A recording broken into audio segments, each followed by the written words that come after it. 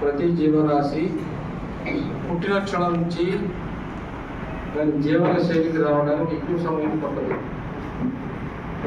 ఆవు కానీ క్షీరదములు పాలు తాగే జీవరాశి ఏదైనా పుట్టిన 10-15 నిమిషాలకే తనంతట తానుగా తన తల్లి పాలు తాగగలదు.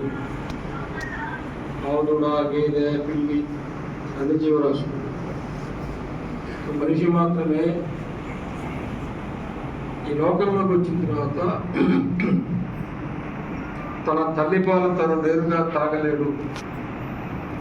ఒక ఆయా కానీ, ఒక నర్సు కానీ, ఒక డాక్టర్ కానీ, వాళ్ళ అమ్మమ్మ కానీ తీసుకుని పోయి తల్లి పొత్తిళ్లలో పడుకోబెడితే మాత్రమే పాలు తాగగలడు. అవునా? అక్కడే ప్రతి జీవరాశి తన జీవన శైలిని నేర్చుకోవడానికి ఒక 4 రోజులు చాలు. ఒక నాట్యం కావచ్చు, సంగీతం కావచ్చు, పిల్లి కావచ్చు, ఎలుక కావచ్చు, సింహం కావచ్చు, పులి కావచ్చు, పిల్లి కావచ్చు, జింక కావచ్చు, జిరాఫీ కావచ్చు. ఏ జీవరాశి అయినా తన జీవన విధానాన్ని గురించి నేర్చుకోవడానికి 6 నెలల నుంచి సంవత్సరం లోపల దాని సిలబస్ అయిపోతుంది. కానీ ఒక్క మనిషికి మాత్రమే చచ్చేదాకా సిలబస్ పూర్తి కాదు. వీడు నిరంతరము తన ఎదుగుదల గురించినటువంటి ప్రయత్నము చేస్తూ ఉండాలి. మనిషి జీవనం అనేది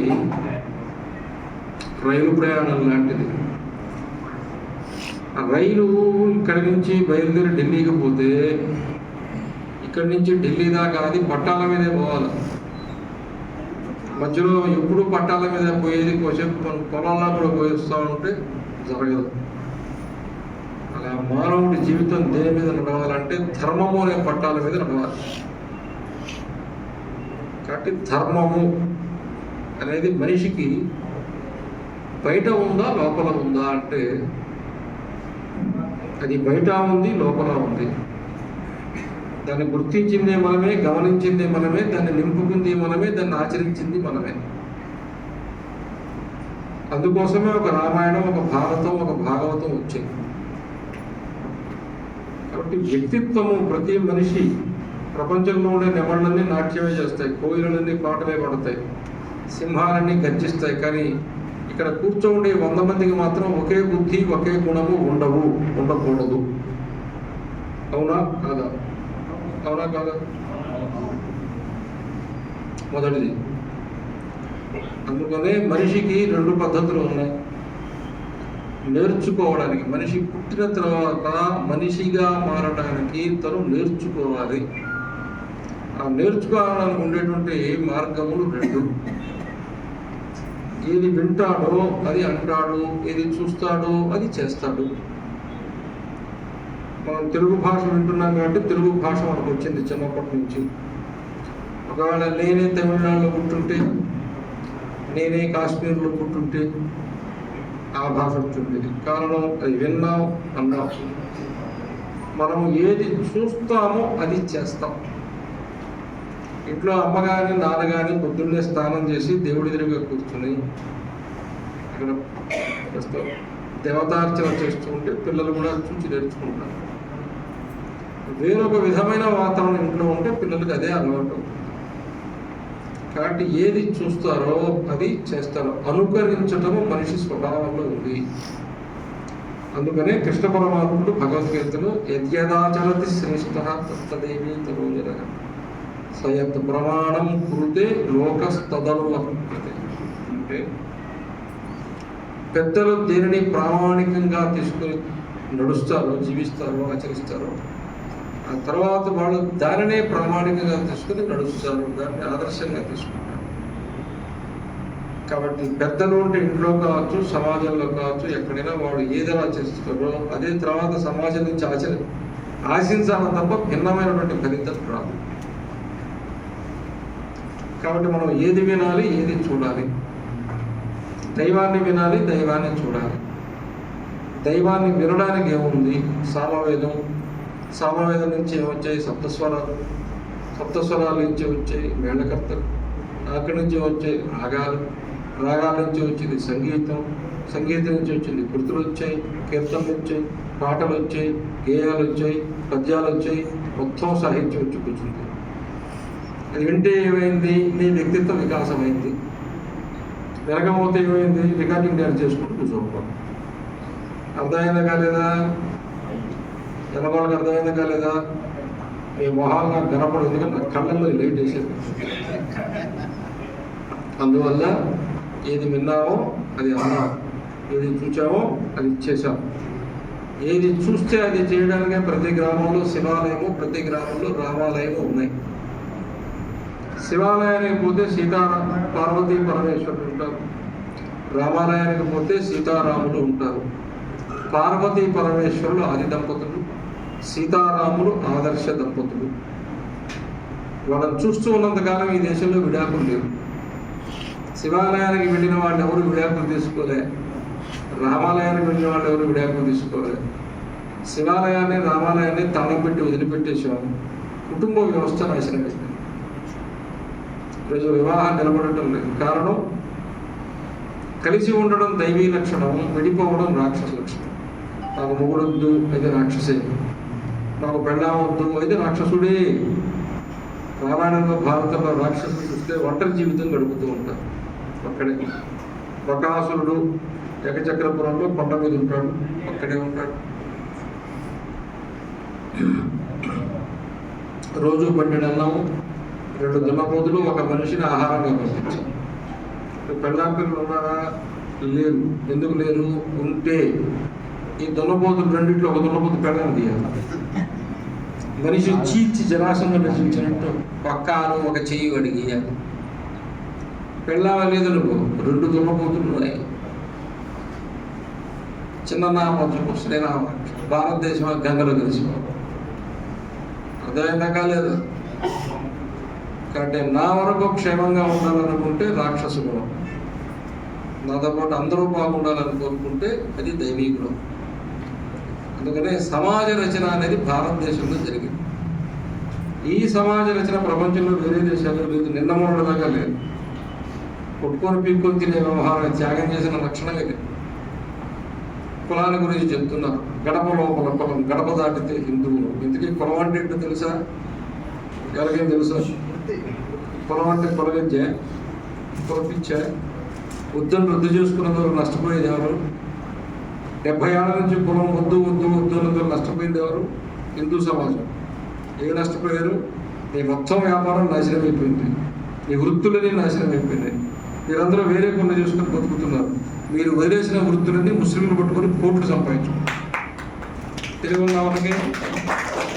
తెలివి ఉందా? కొన్ని కులాన్ని ఏమన్నా వదిలిపెట్టావా? కుల వృత్తులు వదిలిపెట్టేసావు, కుల సంఘాలు పెట్టుకొని రాజకీయాలు చేస్తున్నారు. తెలివి ఉందా? కులంలో సైన్స్ ఉందా లేదా తెలుసా మీకు? కులంలో సైన్స్ ఉందా లేదా? ఉందా లేదా? ఏముందో చెప్పండి. మీరందరూ బట్టలు వేసుకున్నారా? బట్టలు వేసుకున్నారా లేదా? మంచి బట్టలు వేసుకున్నారా? బెగ్గర జీన్స్ వేసుకుని తిరుగుతున్నారా? అడుక్కు తినేవాడి ప్యాంటు 6,000 పెట్టి కొనుక్కోరు. అడుక్కు తినేవాడి ప్యాంటు, దానికి ఎంటెక్ చదవాలా? ఎంటెక్ చదివి ఏం నేర్చుకున్నాడు? అడుక్కు తినేవాడి ప్యాంటు వేసుకున్నాడు. ఏమంటే హైదరాబాద్లో బెచ్చగాళ్ళదే సంవత్సరానికి 600 కోట్ల రూపాయల టర్నోవర్ ఉంది. ఐఐటి టర్నోవర్ ఎంతో, అడుక్కు తినేవాడి టర్నోవర్ కూడా అంతే ఉంది. ఎక్కడ? హైదరాబాద్లో. అందుకనే మేము బెక్కగా ఉంటాం. దీంట్లో ఉద్యోగం తీసేసేది లేదు, ప్రమోషన్ లేదు, ఓపిక ఉన్నది కూడా అడుక్కు తినాలి. అర్థమైనా కాలేదా? బాగా అర్థమవుతుంది. మీరు వేసుకున్న బట్టలు ఉన్నాయే, ఈ రోజున మన ఏ హాస్పిటల్కి పోయినా ఆపరేషన్ థియేటర్లో డాక్టర్లు స్టెరిలైజ్ చేసినటువంటి ఆకుపచ్చటి డ్రెస్ వేసుకుంటారు. రక్తపు చిందితే ఆపరేషన్ చేసేటప్పుడు ఆకుపచ్చ రంగు ఉండే వస్త్రం మీద పడితే మరక కనపడదు, అందుకోసం అది వేసుకుంటారు. ఆపరేషన్ థియేటర్లో గోడలకు కూడా ఆకుపచ్చ రంగు వేసి ఉంటారు. ఎప్పుడైనా నరం ఏదైనా తగిలితే ఆ రక్తం చిమ్మితే అది రక్తం కనపడదు. వాటిని వాటంతా ఏం చేస్తారంటే స్టీమ్, ఆవిరితోటి బాగా వేడి చేసి వాటంతా కూడా స్టెరిలైజ్ చేస్తారు, అంటే డీఇన్ఫెక్ట్ చేసేస్తారు అన్నమాట. చెడు సూక్ష్మాంగ జీవులు చంపేస్తారు. అవునా? మొత్తం ప్రపంచంలో ఒక దేశంలో ఉండే జనాభా స్టెరిలైజ్డ్ వస్త్రాలను కట్టుకున్న దేశం ఏదైనా ఉంటుందా చెప్పండి. 30 ఏళ్ల క్రితం మన గ్రామంలో ఉండే చాకలి వాళ్ళు మన బట్టలు తీసుకుపోయి రేవులో వాన కింద కట్టెలు పెట్టి వానలో నీళ్లు వేడి చేసి ఆ బాణ మీద మన గుడ్డలన్నీ ఇట్లా రౌండ్గా చుట్టి పెట్టి ఆ ఆవిరితోటి వాటన్నింటి స్టెరిలైజ్ చేసి ఏమండి ఆ తర్వాత బట్టలు చక్కగా ఉతికి చౌడు ఎక్కడ దొరికితే అక్కడికి జల్లలేసుకుని బండితో పోయి తీసుకొచ్చుకొని, చౌడు అంటే కాస్టిక్ సోడా, అంటే రిన్ను డెట్టు ఏరియా తయారు చేస్తారే దాంట్లో ఉపయోగించేది చౌటు మట్టే, సున్నమే. దాన్ని తీసుకొచ్చి నీ బట్టలన్నీ కూడా ఉతికి చలువ చేసి ఇస్తే స్టెరిలైజ్డ్ బట్టలు కట్టుకున్న ఏకైక జాతి భారత జాతి. పట్ట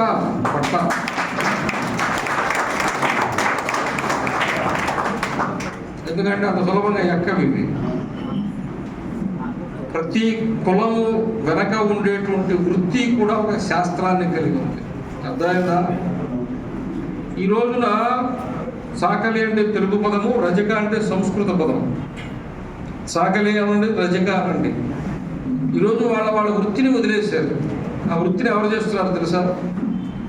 10 కోట్లు 20 కోట్లు బ్యాంకు లోన్లు తీసుకుని పెద్ద మిషనరీ పెట్టుకుని ఇట్లాంటి స్కూళ్ళు, చైతన్య స్కూళ్ళు, మన రైల్వే వాళ్ళవి, విమానాలు, 5 స్టార్ హోటల్లో అవన్నీ కాంట్రాక్ట్ తీసుకుని ఆ బట్టలు శుభ్రం చేసి ఇస్తే, అపోలో హాస్పిటల్, కిమ్స్ హాస్పిటల్ లాంటి బట్టలు చేస్తే ప్రతి సంవత్సరానికి కొన్ని 100 కోట్ల టర్నోవర్ ఈ రోజున బట్టలు ఉతకటంలో ఉంది తెలుసా? చీర ఇంత ఆదాయం సంపాదించుకునే అవకాశం ఆ కులస్తులకు వచ్చినప్పటికీ ఆ కులం వాళ్ళు ఆ వృత్తి వదిలిపెట్టారు. అది బాగా డబ్బు ఉండేవాళ్ళు ఈరోజు ఆ పని చేస్తున్నారు. ఇప్పుడు చెప్పండి, కులాన్ని చంపేసామా లేదా? కుల వృత్తిని చంపేసామా లేదా? వాడి ఆదాయాన్ని చంపేసామా లేదా? వాడి ఆత్మ గౌరవాన్ని చంపేసామా లేదా? అందుకునే మనం తెలివితకు తద్దమ్మలం. అవకాశం వచ్చేదాకా వేచి ఉండి దాని నుంచి లాభం పొంది సమాజ వికాసం కోసం తీసుకురావాల్సింది వదిలిపెట్టి కులాన్ని పట్టుకునే 70 ఏళ్ళు ఉతికి కులవద్దు అని చెప్పి కుల పిచ్చి మాత్రం మిగుల్చుకుని కుల వ్యవస్థను నాశనం చేశాం. అవునా కాదా? మహాన్ బొట్టు పెట్టుకున్నారా? నువ్వు పెట్టుకున్నావా? అందరూ బొట్టు పెట్టుకున్నారా? ఈరోజు, రేపు, ఎల్లుండి, రోజు, ప్రతిరోజు 100 కోట్ల మంది. పిచ్చోడా, భారతదేశంలో 100 కోట్ల మంది హిందువులు ఆడ మగ తేడా లేకుండా బొట్టు పెట్టుకుంటే కుంకుమ, భారతదేశంలో కుంకుమ రోజుకి ఎన్ని టన్నుల కుంకుమ ఖర్చు అవుతుందో చెప్పండి. భారతదేశంలో ఉండే అమ్మవారికి ప్రతిరోజు కుంకుమ పూజ చేస్తే ఎంత ఖర్చు అవుతుందో చెప్పండి. పిచ్చోడా, కుంకుమ తయారు చేయడానికి ఈ దేశంలో ఒక కులం ఉంది. బ్రిటిష్ వాడు బొట్టు లేకుండా ఎందుకు చేశాడు తెలుసా? క్రైస్తవ మతం కోసం కాదు. ఆ కుల వ్యవస్థ ద్వారా వచ్చేటువంటి ఆదాయాన్ని గండి కొట్టి ఆ ప్రజల్ని అడుక్కు తినే వాళ్ళని తయారు చేయడం కోసం కుంకుమ బొట్టు లేకుండా చేశాడు దేశం. ఎప్పుడైనా ఆలోచించారా? ఎందుకు ఆలోచించలా? నువ్వు హిందుత్వాన్ని గురించి ఆలోచించాలంటే ఈ కోణంలో ఆలోచించాలి. జై శ్రీరామ్ నినాదాలు ఇవ్వద్దు, మానేయండి. ఎవరి కోసం ఇస్తారే? ఆలోచన మొదలుపెట్టండి. ఈ దేశంలో 100 కోట్ల మంది హిందువులు ఉన్నారా? 50 కోట్ల మంది మహిళలు ఉన్నారా? హిందూ మహిళలందరూ గాజులు వేసుకుంటారా? ఎర్ర గాజులు వేసుకుంటారా? పచ్చ గాజులు వేసుకుంటారా? బులుగు గాజులు వేసుకుంటారా? అన్ని రంగుల గాజులు వేసుకుంటారా? రంగుకు డజన్ గాజులు కొంటారా? డజన్ 40 రూపాయలా? 5 డజన్లు కొంటే ఎంత అయింది? 200 అయింది. 50 కోట్ల మంది కొంటే ఎంత అయింది? సంవత్సరానికి ఎంత అయింది? ఆ మట్టి గాజులు తయారు చేయటానికి ఈ దేశంలో ఒక కులం ఉందా లేదా? దాన్ని ఏమంటారు తెలుసా? గాజుల బలిజ. తెలుసా? మన ఆంధ్రప్రదేశ్లో తయారు చేస్తారు. కాన్పూర్ నుంచి మట్టి తీసుకొస్తారు. మన రేణిగుంట దగ్గర, తిరుపతి పక్కన, చిత్తూరు జిల్లాలో, అనంతపురం జిల్లాలో గాజులు తయారు చేస్తారు. దానికి ఒక కులం ఉంది. దాని వెనక కొన్ని 100 కోట్ల రూపాయల మార్కెట్ ఉంది. ఆ మార్కెట్ని దెబ్బతీయడానికి ఇంగ్లీష్ వాడు చేతికి గాజులు వేసుకోకుండా చేశాడు. ఈ సంగతి మీకు తెలుసా? ఆ కులం పోయిందా లేదా? ఆ కులవృత్తి పోయిందా లేదా? వాడు కూడిపోయిందా లేదా? పోయిందా లేదా? ఇక్కడ ఎవరన్నా కుమ్మరివాడు ఉన్నారా? కుమ్మరివాడు ఎవరైనా ఉన్నారా?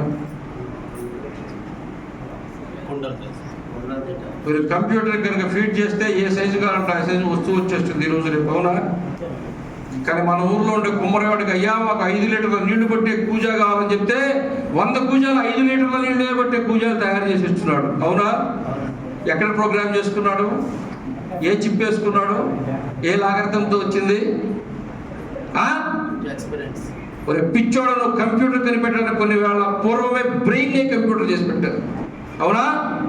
కిలో అన్నం ఉడికే కుండ కావాలంటే కిలో అన్నం కుండ తయారు చేసి ఇచ్చాడు. 10 లీటర్లు నీళ్లు పెట్టుకోవాలంటే చేసి ఇచ్చాడు. 20 లీటర్ల నీళ్లు పుడితి పెట్టుకోవడానికి తొట్టి కావాలంటే చేసి ఇచ్చాడు, అవునా? అన్ని సైజు లోపల ఉన్నాయా లేదా? ఇది సైన్సా కాదా? అవునా? ఆ వృత్తిని నాశనం చేశారా లేదా? ఇక్కడ ఎవరన్నా గౌడులు ఉన్నారా? గౌడులు ఉన్నారా? ఏం చేస్తున్నారు? వ్యవసాయం చేస్తున్నాడు. చెట్టు ఎక్కడ మానేసి కూర్చోండి. గౌడలు కళ్ళు గీస్తారు, అవునా? కళ్ళు మాత్రమే గీయరు, తాటి బెల్లం తయారు చేస్తారు, అవునా? ఈరోజు తాటి బెల్లం కిలో 400 రూపాయలు ఇంటర్నేషనల్ మార్కెట్లో. 30 కుటుంబాలు, గౌడు కుటుంబాలు ఒక గ్రామంలో ఒక యూనిట్గా తయారై వాళ్ళు కనుక తాటి బెల్లం కనుక చేస్తే సంవత్సరానికి 30 లక్షల రూపాయలు సంపాదించవచ్చు. ఈరోజు ఆ కులాన్ని తిట్టామా? వాళ్ళని నాశనం చేశామా? కలుగు తీసుకుంటుంటే కిస్తీ కట్టాలన్నావా? కలుగు గీయకుండా చేసావా? సారాయి మార్కెట్లోకి తెచ్చావా? సారాయి మూసేసావా? బ్రాందీ షాపులు పెట్టావా? ఎవరైనా లైసెన్స్ తెచ్చుకోవచ్చు అనుకున్నావా? గౌడల రోడ్లో మట్టి కొట్టావా? పోయిందా? ఎవరు ఆలోచించారా?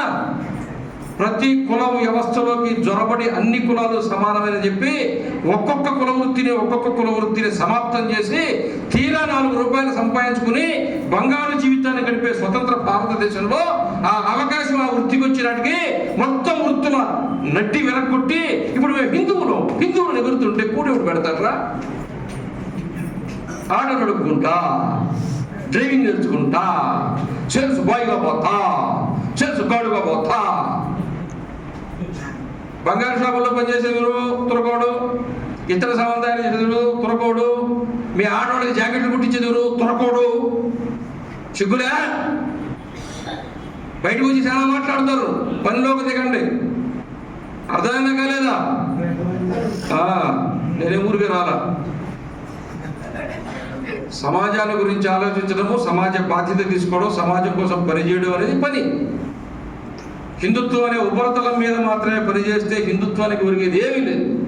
గాల్లో మొరలేయడం తప్ప, గాల్లో ఇక్కడి నుంచి మంగళూరుకి ఎంత దూరము, ఇక్కడి నుంచి మంగళగిరికి ఎంత దూరం గాల్లో. నువ్వు ప్రాక్టికల్గా జీవితంలో ఏం చేస్తున్నది నాకు చెప్పు. నాయ బ్రాహ్మణులు తెలుసా? వైదిక బ్రాహ్మణులు తెలుసా? గర్భగుడిలో యజుర్వేద మంత్రాలతో పూజ చేస్తే వైదిక బ్రాహ్మణుడు అవుతాడు. సామవేదం నుంచి వచ్చిన సంగీతంతో, మంటపంలో కూర్చుని సంగీతంతో దేవుడికి నాదస్వరం వాయిస్తే నాయి బ్రాహ్మణుడు అవుతాడు. తెలుసా ఈ సంగతి? తెలియదు కదా? పిచ్చోడా, నీకు అది వాళ్ళకు కూడా తెలియదు. మరి దేవాలయంలో గర్భగుడిలో పూజారి ఏం చేస్తాడు? ఆయుర్వేదం. నాయి బ్రాహ్మణుడు ఏం చేస్తాడు? ఆయుర్వేదం. రెండుకి తేడా ఏంటి? గర్భగుడిలో పూజ చేసే వైదిక బ్రాహ్మణుడు శాకాహారముతో కూడిన వైద్యం చేస్తాడు. మరి నాయి బ్రాహ్మణులు ఏం చేస్తారు? మాంసముతో కూడిన చేస్తారు. తెలుసా? అసలు ప్రపంచంలో మొట్టమొదటి శస్త్రచికిత్స చేసిందే నాయి బ్రాహ్మణులు. తెలుసా? శ్రీకృష్ణదేవరాయలు 5 లక్షల సైన్యం బయలుదేరిపోతుంటే పక్కనే 1,00,000 మంది మంగళోడు పోతుండేవాడు. దేనికో తెలుసా? యుద్ధం జరిగితే చేతులు ఇరుగుతాయి, కాళ్ళు ఇరుగుతాయి. ఆపరేషన్లు ఎవరు చేయాలా? కాళ్ళు ఇరిగిపోయిన ఎవరు కట్టుకట్టాలా? ఈ విద్య వాళ్ళది. శస్త్రచికిత్స చేసే విద్య మంగళి వాళ్ళది. వాళ్ళు అప్పటికప్పుడు కుట్లేసి మందు చేస్తే రేపు పొద్దుటికి మళ్ళీ గుర్రం ఎక్కువ యుద్ధం చేసేవాడు 2 రోజులు 3 రోజుల్లో. అంత గొప్ప వైద్యుల్ని మనం నాశనం చేసుకున్నాం మనం. ఈ రోజుకి ఆయుర్వేదంలో రిజర్వేషన్ పెట్టి మంగళవాడికి సీట్లు ఇస్తే బ్రహ్మాండమైన డాక్టర్ తయారవుతారు. జెనెటిక్గా వాళ్ళకి శాస్త్రం ఉంది. ఎవరు ఆలోచించారా? సమాజాన్ని అధ్యయనం చేయవద్దా? సమాజాన్ని అర్థం చేసుకోవాలవద్దా? సమాజాన్ని గురించి తెలుసుకోవాలవద్దా? ఈ సమాజాన్ని ప్రేమించే గుణం నీకుంటే ఈ సమాజాన్ని గురించి నువ్వు పనిచేయాలంటే ముందు సమాజాన్ని గురించి నేర్చుకో. అర్థమైందా? నాయి బ్రాహ్మణులు 3 రకాల పని చేస్తారు. క్షురవృత్తి వాళ్ళది పాపం క్షురవృత్తి కాదు అసలు వాస్తవానికి, వాళ్ళది వైద్యము నాదస్వరం ఈ రెండే. క్షురవృత్తి లేదు అసలు మనకి. అయినా పిలకలు పెట్టుకుంటాం కదా, బ్రాహ్మణులు వెనక పెట్టుకుంటారు. ఒక్కొక్క వృత్తికి చెందిన వాళ్ళు ఒక్కొక్క దగ్గర శిఖ పెట్టుకుంటారు, ఇక్కడ ఇక్కడ ఇక్కడ ఇక్కడ ఇక్కడ ఇక్కడ అంట. అది ఏంటంటే మనం ఇప్పుడు అందరం ఎవరెవరి వృత్తికి సంబంధించిన ఒక లోగో పెట్టుకుంటున్నాం కదా. పోలీస్ డిపార్ట్మెంట్ ఇది, రెవెన్యూ అయితే ఇది, ఇట్లా అని చెప్పి రెడ్ క్రాస్ అయితే ఇది, మెడిసిన్ అయితే ఇది పెట్టుకుంటున్నాం కదా. ఇట్లా పూర్వకాలంలో శిఖ పెట్టుకునేవాడు ఏ వృత్తికి చెందిన వాళ్ళు అని తెలుసుకోవటానికి. ఆ రకంగా శిఖ పెట్టుకునేవాడు. క్షవరం లేదు మనకి. అందువల్ల ప్రతి వృత్తి వెనక ఒక శాస్త్రం ఉంది. వడ్డేరు ఎవరో తెలుసా? వడ్డేరు కులం. ఒప్పరి వడ్డెర ఇవి రెండు జంట కులాలు. ఈ భారతదేశంలో ఎన్ని ప్రాజెక్టులు అయినా కట్టచ్చు. ప్రాజెక్టులు సిమెంట్ వర్క్ అంతా, మొత్తం కన్స్ట్రక్షన్ అంతా, సివిల్ వర్క్ అంతా ఇంజనీర్లు చేస్తారు. మట్టి కట్టంతా కుర్రలు కడతారు. రివిట్మెంట్ అంతా వడ్డేర్లు చేస్తారు. తెలుసా? శ్రీరామ్ సాగర్కి వడ్డేరు పని చేసింది ఎవరు? వడ్డేర్లే. మట్టి కట్ట కట్టింది ఎవరు? ఉప్పర్లే. ఐఐటి చదువుకున్న ఇంజనీర్లు కాదు, గుర్తుపెట్టుకోండి. అవునా? శ్రీరామ్ సాగర్ ప్రాజెక్టు దగ్గర నుంచి, శ్రీశైలం దగ్గర నుంచి, నాగార్జున సాగర్ దగ్గర నుంచి, సోమశిల దగ్గర నుంచి, భాక్రా నంగల్ దగ్గర నుంచి, మార్చికండ దగ్గర నుంచి మీరు ఏ ప్రాజెక్టుని తీసుకోండి, మట్టి కట్ట కట్టింది ఒప్పరి కులస్తులు, రివిట్మెంట్ కట్టింది వడ్డేరు కులస్తులు. అవునా? ఈ దేశంలో చెరువులు దిగింది ఎవరు? కృష్ణదేవరాయలు. కృష్ణదేవరాయల వయసు ఎంత? 20 ఏళ్ళు. చచ్చిపోయినప్పుడు ఎంత? 40 ఏళ్ళు. పరిపాలించింది ఎంత? 20 ఏళ్ళు. 20 ఏళ్ళలో ఆయన 2 బిరుదులు సంపాదించాడు. మొదటి బిరుదు ఆంధ్రభోజుడు, రెండో బిరుదు సాహితీ సమరాంగణ చక్రవర్తి. ఆముక్తమాలి రాశాడు. ఎక్కడ రాశాడు? ఇదే జిల్లాలో శ్రీకాకుళం గ్రామం, శ్రీకాకుళం ఆంధ్ర మహావిష్ణువు దేవాలయంలో కూర్చొని రాశాడు. తెలుసా? ఆయనకి ఆంధ్రభోజుని బిరుదు ఇచ్చారు కదా. ఇచ్చారా లేదా? ఆయన విజన్ ఎంత? ఆయన పరిపాలించింది ఎంత? 20 ఏళ్ళు. చచ్చిపోయిన వయసు ఎంత? 40 ఏళ్ళు. ఆయన విజన్ ఎంత? 1000 ఏళ్ళు. ఈరోజు నువ్వు ఎక్కడైనా డ్యామ్ కట్టుకుంటే నీళ్లు తీసుకొచ్చి ఎక్కడ దాచిపెట్టుకుంటున్నావు? చెరువు ఎక్కడిది? తిమ్మరసు కట్టించాడు. చెరువు ఎక్కడిది? కృష్ణదేవరాయలు కట్టించాడు. చెరువు ఎక్కడిది? విజయనగర సామ్రాజ్యం. అవునా? 1000 ఏళ్ల క్రితం కాకతీయులు కట్టించిన ఉన్నాయి. అప్పుడు చెరువు కట్టించిన, ఇప్పుడు చెరువు కట్టించిన, కట్టింది ఎవరు? ఒక వానను చూచి, కొండను చూచి, కొండ వానను చూచి, వర్షపాతాల లెక్క కట్టి ఎంతవరకు మట్టి కట్ట కడితే ఎంత నీరు ఆగుతుందో, ఆ నీరు ఎంత పొలానికి పారించగలమో లెక్క కట్టి, వారి తాడు 3 కర్ర చేతిలో ఉంటే మట్టి కట్ట కట్టి రివిట్మెంట్ ఇచ్చి కాలువలు తవ్వి నీకు ఇరిగేషన్ డెవలప్ చేసిందే వడ్డెర కులస్తులు, ఉప్పర కులస్తులు. అవునా? రోజులు ఎక్కడున్నారు? బీసీలు ఎక్కడున్నారు? గుడిసెల్లో ఏం చేస్తున్నారు? 5 ఏళ్ళకి ఒకసారి ఓట్లు అమ్ముకుంటున్నారు. అవునా? వీళ్ళంతా ఎవరు? ఉప్పరోడు ఎవరు? హిందువు. వడ్లోడు ఎవరు? హిందువు. నాయ బ్రాహ్మడు ఎవరు? హిందువు. కాపోళ్ళు ఎవరు? హిందువులు. రెడ్లు ఎవరు? హిందువులు. కమ్మోళ్ళు ఎవరు? హిందువులు. కొట్టుకొచ్చేది ఎవరు? వీళ్ళే. తెలంగాణ ఉద్యమం వచ్చింది. తెలంగాణ ఆంధ్ర విడిపోవాలి. ఉద్యమం చేసింది ఎవరు? ముస్లింలా? అక్బరుద్దీన్ ఓవైసీ నేరుగా చెప్పాడు అసెంబ్లీలో, అయ్యా మీరందరూ కలిసి ఉంటే మాకు బాగుంటుంది, విడిపోవద్దని. అవునా? విడిపోయింది ఎవరు? హిందువులు. చెప్పండి. అంటే చరిత్ర నుంచి ఏమీ గుణపాఠం నేర్చుకోలేదు. అట్లా విడిపోయే నడ్డి మీద కొట్టించుకున్నాం. అవునా? ఈ బాగా కొట్టించుకున్నాం కదా. అవునా? సిగ్గొచ్చిందా మనకి? ఏమన్నా బుద్ధి వచ్చిందా? ఇట్లాంటి దిక్కుమాలిన కొరచ బుద్ధి, సంకుచిత బుద్ధి, మరగుచ్చు బుద్ధి ఉండేటువంటి రాజకీయ నాయకుల కారణంగానే ముస్లింలు దండయాత్రలు జరిగినా, ఆంగ్లేయుల దండయాత్రలు జరిగినా ప్రజలందరూ బానిసత్వాన్ని అనుభవించారు. అవునా కాదా?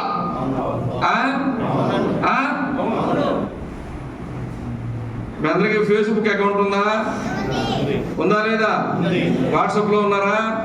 ఇన్స్టాగ్రామ్ లో ఉన్నారా? ఇదంతా విజయవాడనా? టైం ఎంత అయింది? 7:01 టైం అయిపోయింది. అర్థమైందా? సోషల్ మీడియాలో సక్రియంగా ఉండండి. నేను ఎందుకు చెప్తున్నాను తెలుసా? హైదరాబాద్ కానీ తెలంగాణ చాలా చైతన్యవంతమైన సమాజం. నా ఫేస్బుక్ అకౌంట్లో 5,000 మంది ఉంటే అందులో 4,500 మంది తెలంగాణ వాళ్ళే. మరవాళ్ళది ఏమీ లేదు. 19 తిన్నా పరగడిపోయి 7 తిన్నా ఏకాశి ఆడ పడేసింది ఆడే ఉంటుంది. నువ్వు ఆంధ్రుడివిరా నాయన, నీది ఆంధ్ర జాతి. నువ్వు ఫ్రెంచ్ వాళ్ళు వస్తే ఒప్పుకోలా, తరివి కొట్టావు. డచ్ వాళ్ళు వస్తే యుద్ధం చేసి తరివి కొట్టింది నువ్వే. ఇంగ్లీష్ వాడితో యుద్ధం చేసి తరివి కొట్టింది నువ్వే. 600 సంవత్సరాలు ఆగకుండా యుద్ధం చేసిన జాతి ఆంధ్ర జాతి. చదవండి చరిత్ర. గుజరాత్లో గాంధీజీ ఉప్పు సత్యాగ్రహం ఒక్క దగ్గర చేశాడు. మనం ఆంధ్రలో 3 దగ్గరలో చేసాం. నెల్లూరు జిల్లా మైపాడు, చీరాల దగ్గర వాడరేవు, మచిలీపట్నం 3 దగ్గరలో మనం ఉప్పు సత్యాగ్రహం చేసాం. స్వాతంత్ర పోరాటంలో మనం ఎన్నుకున్నావా? ఎవరితోనైనా దురాక్రమణకారులతో యుద్ధం చేయడంలో మనం ఎన్నుకున్నావా? శ్రీకృష్ణదేవరాయలతో కలిసి ఉండింది ఎవరు? మనం. నిజాంతో కలిసి ఉండింది ఎవరు? మనం. తెలుసా మీకు సంగతి? తెలంగాణకు మాత్రమే ప్రభువు కాదు, ఆయన మనకు కూడా ఉండేడు. మొదట ఇంగ్లీష్ వాళ్ళకి మనల్ని ఇచ్చేసాడు, శ్రీకాకుళం నుంచి నెల్లూరు దాకా. తర్వాత అజంతా హై మిల్స్ పెట్టుకోవడానికి, బోధన షుగర్ ఫ్యాక్టరీకి, సిరిపూర్ కాగజ్ మిల్లుకి, మింటు మిషన్ కోసం, ఆ మిషన్ అంతా దిగుమతి చేసుకోవడం, బిగించడం, మెయింటెనెన్స్ కోసం, డబ్బులు దానికోసం దత్తమండలం అని చెప్పి అనంతపురం, రాయలసీమ, ఇప్పుడు రాయలసీమ పేరుతో పిలువబడే ప్రాంతాన్ని సీడెడ్గా బహుమానంగా ఇచ్చాడు. అవునా? అంటే ముష్టిలో ముష్టి వీర ముష్టి అన్నారు. మన బతుకది అర్థమైందా? తన రాజ్యాన్ని కాపాడుకోవడానికి మనల్ని వాడికి బానిసలుగా ఉంటే, నువ్వు ఈ రోజు నుంచి మీరు మాకు బానిసలు కాదండి, మీరు ఇంగ్లీష్ వాడుకు ఉండండి అని చెప్పాడు. అంతే తేడా. తెలుసా తెలీదా? తెలుసా తెలీదా? 30 ఏళ్ళు వచ్చిందా? 40 ఏళ్ళు వచ్చిందా? 4 సార్లు రోడ్లు వేసిందా? పెళ్ళి అయ్యిందా? పిల్లలు పుట్టిళ్ళా? సగం జీవితం అయిపోయిళ్ళా? నీ ఆంధ్ర ఏంటో నీకు తెలియదు. అది మా కర్మ, మీ కర్మ కూడా. అర్థమైందా? ఎన్ని అవతారాలు ఉన్నాయి మొత్తం? అవతారాలు ఎన్ని? జన్మస్థానాలు ఎన్ని? జన్మస్థానాలు ఎన్ని? 2. రామ జన్మభూమి, కృష్ణ జన్మభూమి. అవునా? మిగతా వాళ్ళకి జన్మభూములు లేవా? లేవా? లేవా?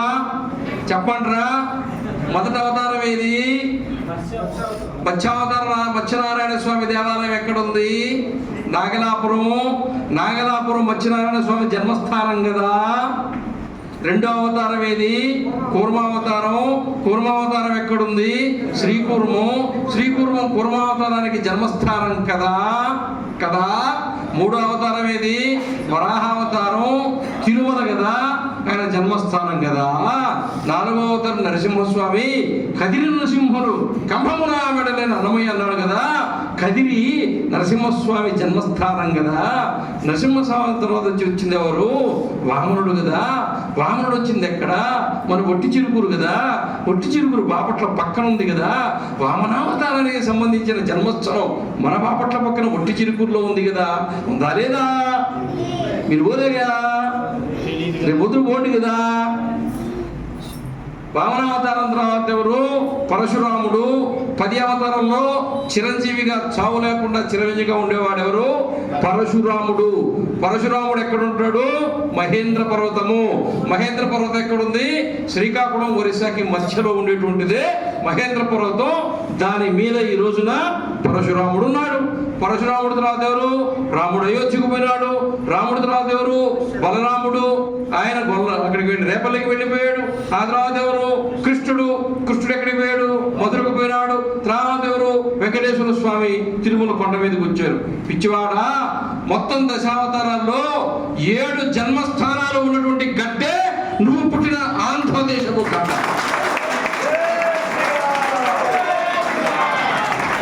అవునా కాదా? నేను చెప్పింది సశాస్త్రీయమా కాదా?